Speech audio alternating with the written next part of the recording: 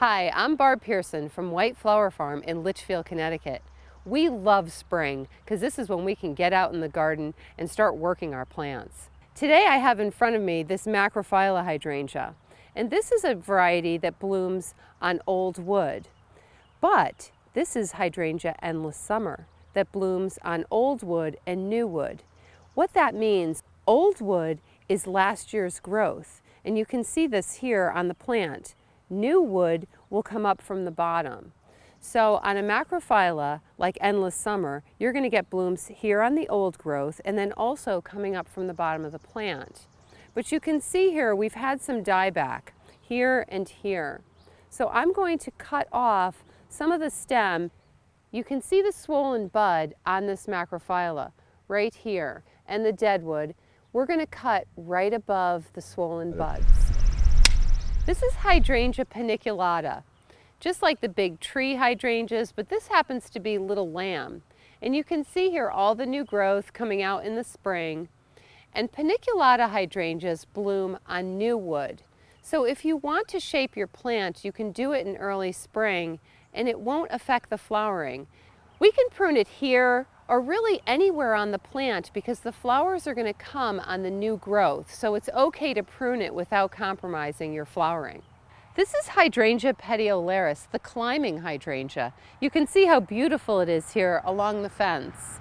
At this time of year, you can see it's coming into flower. It flowers on last year's wood. So if you feel that you must prune your climbing hydrangea, do it right after flowering.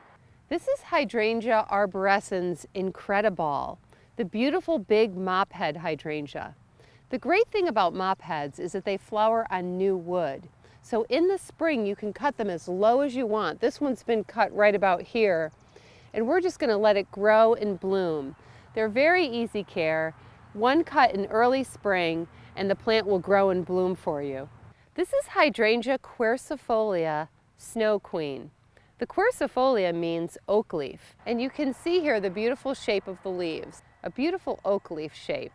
It's best not to prune your quercifolia unless you want to shape it. And if you do decide to do that, it's a good idea to prune it right after it flowers. This is Hydrangea Serrata blue billow, which is a gorgeous blue flowering hydrangea. Hydrangea blue billow flowers on old wood, meaning last year's growth.